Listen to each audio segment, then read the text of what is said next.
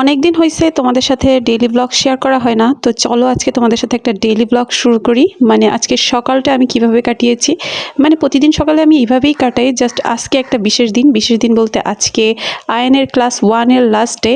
So ভাবলাম দিনটাকে একটা মেমোরেবল ডে করে রাখি, তো তার জন্য আমি ভিডিও করছি। তো চলো তোমাদের সাথে শেয়ার করি। দেখো ঘড়িতে 5টা বেজে গেছে।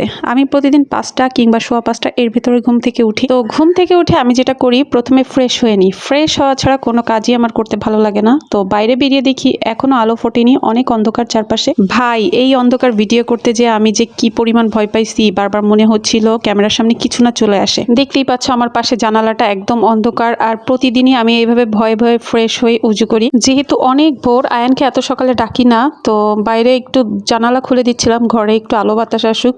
ও মা, জানালা খুলে দেখি এখনো অন্ধকার। যেহেতু আমি ঘরের টুকটাক কাজবাজ সারবো, তো আয়ান ঘরে একা থাকবে, তাই জানালাটা আমি আবার আটকাই দিয়ে গেলাম। কেমন একটা শীত শীত আবহাওয়া চারিদিকে বলো। তো নিজেকে একটু ফ্রেশ করে চলে যাচ্ছি রান্নাঘরে। আমার দিনের প্রথম কাজ শুরু হয় রান্নাঘর থেকে। সো এটাকে আমি আগে পরিষ্কার করে নিই, দেন এখানে কাজ করি। কারণ নাস্তা বানাতে গেলে আমার এই পরিষ্কার পরিচ্ছন্ন না থাকলে আমার সেখানে কাজ করে আনন্দ পাই না। তো দেখতেই পাচ্ছ আমি রান্নাঘরটা ক্লিন করে নিচ্ছি। রান্নাঘর ক্লিন করে দেন সবকিছু মুছে টুছে ফ্রেশ করে রেখে যাই। আয়নকে স্কুল দিয়ে এসে তারপর আমি নাস্তা বানাই। আমার রান্নাঘর তো ক্লিন করা শেষ, বাট বাইরে এসে দেখি এখানে টেবিলের উপরে যাচ্ছে না, তাই অবস্থা। তো টেবিলটাও একটু ক্লিন করে নিয়েছি, মুছেও নিলাম, কারণ ঘর পরিষ্কার তো মনের শান্তি। মনের শান্তি মানে কাজ বাজ করেও শান্তি। যে কাজটা আমি প্রত্যেকদিন ঘুম থেকে উঠেই করি, ঘর দোর পরিষ্কার করা, আর তার মধ্যে ঘর ঝাড়ু দেওয়া অন্যতম।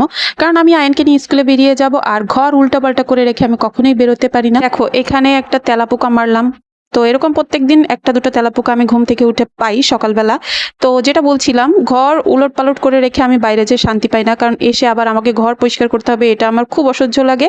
আর ঘর দোর সাফ থাকলে বাইরে থেকে এসেও ফ্রেশ ফ্রেশ লাগে। ড্রয়িং রুমে ঢুকে আজকে আমার আত্মা শুকায় গেছে, টিভিটা জায়গায় নেই। মানে টিভিটা হয়তো সজল নামিয়েছে, তো এটা দেখে আমি ভাবছি হয়তো চোর ঢুকছিল কিনা। তো টিভির এখানে অনেক ধুলাবালি জমছিল, মানে মাকড়সার জাল, সেগুলো একটু পরিষ্কার করে নিয়েছি। তো এই যে আমার ঘর দোর মোটামুটি গোছানো কমপ্লিট হয়ে গেছে। তো এরই ভিতরে 6টার অ্যালার্ম দিয়ে দিছে। আমি 6টার সময় অ্যালার্ম দিয়ে রাখছি, যদি বাই চান্স কখনো উঠতে না পারি 6টার সময় উঠবো, যেহেতু আয়নের স্কুল আছে 7টার দিকে। তো এখানে আমি আলু কোচাইতে বসছি, কারণ স্কুল থেকে এসে আমার আর এনার্জি থাকে না নাস্তা বানানোর, কিন্তু আমাকে তাড়াতাড়ি খেতে হয়, যেহেতু খিদে লাগে তাড়াতাড়ি, যার কারণে আমি আলু টালু সব কুচিয়ে রেডি করে রেখে যাই, এসে জাস্ট রান্নায় বসাই দিই। দেখতে পাচ্ছ কেবল একটু একটু আলু ফুটতে শুরু করেছে। দেন আমি আমার বাগানে চলে আসছি গাছগুলোতে পানি দেওয়ার জন্য। প্রত্যেকদিন সকালবেলা আমি এই কাজটা করি। দিনের শুরুতে পানি দেওয়া থাকলে সারা দিনে রোদেও গাছগুলোর সমস্যা হয় না। তো আমি একটা একটা করে সব গাছেই পানি দিয়ে নিয়েছি। এরপর রুমে এসে আয়নের সকালবেলার নাস্তা রেডি করছি। নাস্তা মানে হালকা পাতলা নাস্তা, যেটা খেয়ে ও স্কুলে যাবে। খালি পেটে ওকে আমি কখনোই স্কুলে পাঠাই না। তো এই হচ্ছে আজকে সকালের আয়নের হালকা পাতলা নাস্তা। তো এটা রেডি করে আমি গেলাম আয়নকে ডাকতে।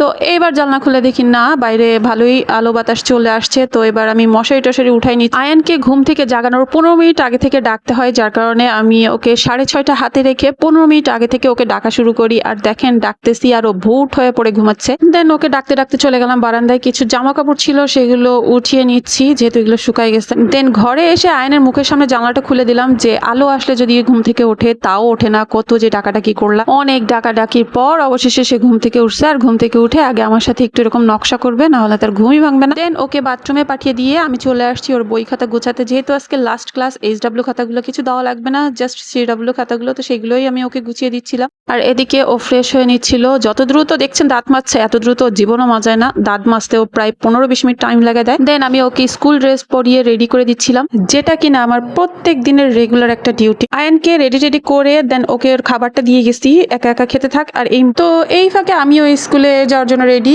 আর ব্যাগটা সবসময় আমিই নিই, যেহেতু অনেক ভারী হয়। তো স্কুল ব্যাগটা আমি নিই, স্কুলে যাওয়ার পরে ওকে দিয়ে দিই। দেন 7টার দিকে আমরা দুইজন স্কুলের উদ্দেশ্যে রওনা দিছি। আর এই সময় রাস্তাঘাট অনেক ফাঁকা থাকে। মেইন রোড থেকে আমাদের অটোতে উঠতে হয়, কিন্তু কপাল ভালো থাকলে অনেক সময় আমরা আমাদের বাসার সামনে থেকে অটো পেয়ে যাই। তো আজকেও সেরকম বাসার সামনে থেকে অটো পেয়ে গেছি, আর সেখান থেকে অটোতে উঠে গেছি। আর অটোতে উঠলে আয়ান এইভাবে রেস্ট নিবে, এমন না যে ওর ঘুম আসছে, বাট ও এইভাবে করে শুয়ে চোখ বন্ধ করে রাখতে ভালো লাগে ওর। তো আমরা স্কুলের সামনে চলে আসছি, যেহেতু আজকে শেষ দিন। ও ইচ্ছা করছিল যে আজকে শর্মা নিবে, তো আমি এখানে স্কুলের সামনে থেকে হোমমেড শর্মা নিয়ে নিলাম। দেন আয়ানকে লাস্ট ডে স্কুলের অনেক উইশ করছিলাম, অনেক বুঝাচ্ছিলাম যে ভালোভাবে লেখাপড়া করে আসবা। তো ওকে আমি স্কুলে ঢুকাই দিয়ে বাসায় চলে আসছি। তো বাসায় এসে আমি এখানে নাস্তা চড়াই দিছি, এক পাশে চা, এক পাশে আলু ভাজি, আর এদিকে আমি রুটি রুটিও বানিয়ে নিয়েছি। বাসার সবার জন্য রুটি বেলে রেখেছি, দেন আমি আমার রুটিগুলো ভেজে নিয়েছি। কারণ ওই যে বললাম আমার দ্রুত খিদা লাগে, যেহেতু অনেক ভোরে উঠি, 9টা সাড়ে 9টার মধ্যে আমার খেয়ে নিতে হয়, আবার আয়ানকে আনতে যেতে হবে। তো সব কাজ গুছিয়ে রাখলে এরকম নাস্তা বানাইতে আমার তেমন একটা কষ্ট হয় না। তো আমি নাস্তাও করে নিয়েছি, দেন আরেকটু রেস্ট নিলাম। ইতির সাথে ইয়ানার সাথে কথা বলে আমি আয়ানের স্কুলের উদ্দেশ্যে রওনা দিয়েছি আবার। দেন যেহেতু স্কুল ছুটি হয়ে গেছে, শেষ ক্লাস ছিল, তাই আয়ান তার বন্ধুর সাথে একটু ছবি টবি তুললো, একটু আড্ডা টাড্ডা দিল। যেহেতু সামনে পরীক্ষা, তো আমি আয়ানের জন্য ঘি কিনতে আসছি, আবার কোয়েলের ডিমও কিনছি, আবার দুধও আম্মুকে কিনতে বলে দিছি, মানে এইগুলা ওর পরীক্ষার সময় খেতে হবে। তো এই ছিল আজকে সকালের একটা ব্লগ, যেটা তোমাদের সাথে আমি শেয়ার করেছি। কেমন লাগলো আমার ভিডিওটা? আর আজকে কিন্তু আয়ানের শেষ ক্লাস ছিল, সামনের সপ্তাহ থেকে ওর পরীক্ষা। সবাই ওর জন্য দোয়া করো। আল্লাহ হাফেজ।